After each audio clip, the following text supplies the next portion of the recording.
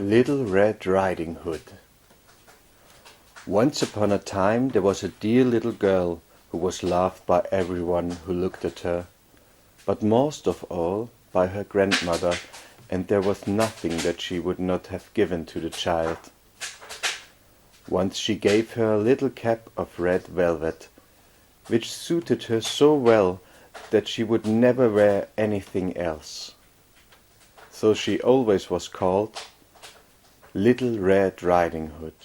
One day her mother said to her, "Come, Little Red Riding Hood, here's a piece of cake and a bottle of wine. Take them to your grandmother, she is ill and weak, and they will do her good. Set out before it gets hot, and when you are going, walk nicely and quietly and do not run off the path, or you may fall and break the bottle, and then your grandmother will get nothing. And when you go into her room, don't forget to say good morning, and don't peep into every corner before you do it." "I will take great care," said Little Red Riding Hood to her mother, and gave her hand on it. The grandmother lived out in the wood, half a league from the village, and just as Little Red Riding Hood entered the wood, a wolf met her. Little Red Riding Hood did not know what a wicked creature he was, and was not at all afraid of him. "Good day, Little Red Riding Hood." "Thank you, kindly wolf." "Whither away so early, Little Red Riding Hood?" "To my grandmother's." "What have you got in your apron?" "Cake and wine. Yesterday was baking day, so poor sick grandmother is to have something good to make her stronger." "Where does your grandmother live, Little Red Riding Hood?" "A good quarter of a league farther on the wood. Her house stands under the 3 large oak trees. The nut trees are just below. You surely must know it." The wolf thought to himself, "What a tender young creature! What a nice plump mouthful! She will be better to eat than the old woman. I must act craftily, so as to catch both." So he walked for a short time by the side of Little Red Riding Hood, and then he said, "See, Little Red Riding Hood, how pretty the flowers are about here. Why do you not look around? I believe too that you do not hear how sweetly the birds are singing. You walk gravely along as if you were going to school, while everything else out here in the wood is merry." Little Red Riding Hood raised her eyes, and when she saw the sunbeams dancing here and there through the trees, and pretty flowers growing everywhere, she thought, "Suppose I take grandmother a fresh nosegay. That would please her too.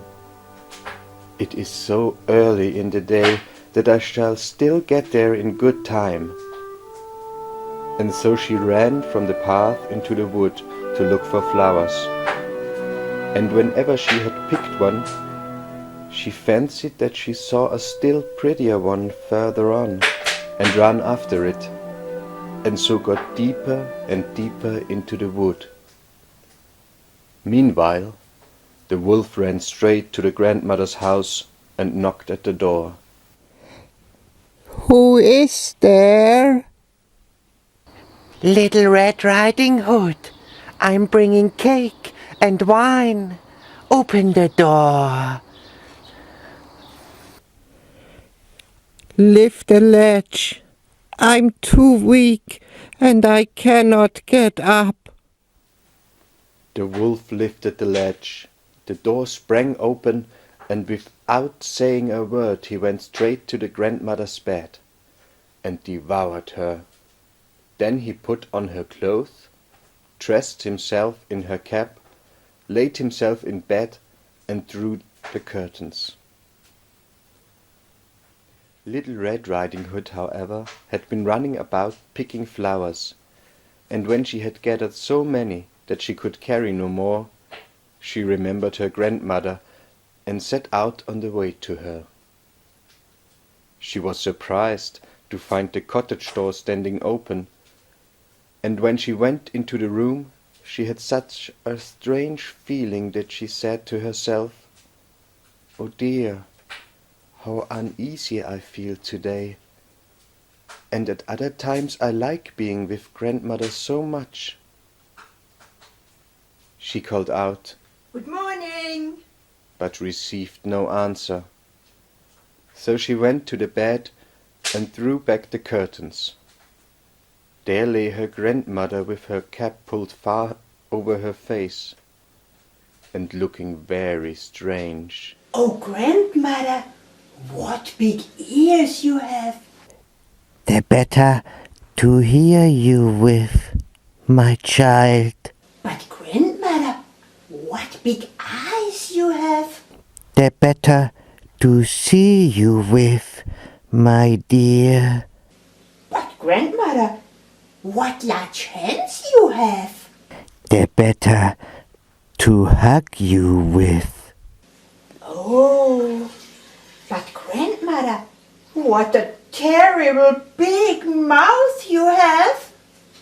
They're better to eat you with. When the wolf had appeased his appetite, he lay down again in bed, fell asleep, and began to snore very loud. The huntsman was just passing the house and thought to himself, "How the old woman is snoring. I must just see if she wants anything." So he went into the room, and when he came to the bed he saw that the wolf was lying in it. "Do I find you here, old sinner? I have long sought you."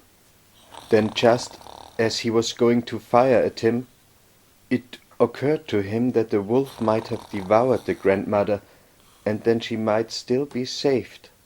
So he did not fire, but took a pair of scissors and began to cut open the stomach of the sleeping wolf.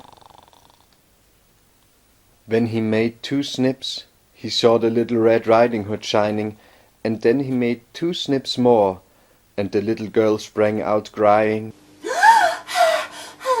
Oh, how frightened I have been. How dark it was inside the wolf. and after that the aged grandmother came out alive also, but scarcely able to breathe. Little Red Riding Hood, however, quickly fetched great stones with which they filled the wolf's belly, and when he awoke, he wanted to run away, but the stones were so heavy that he collapsed at once and fell dead. Then all 3 were delighted. The huntsman drew off the wolf's skin and went home with it. The grandmother ate the cake and drank the wine which Little Red Riding Hood had brought, and revived.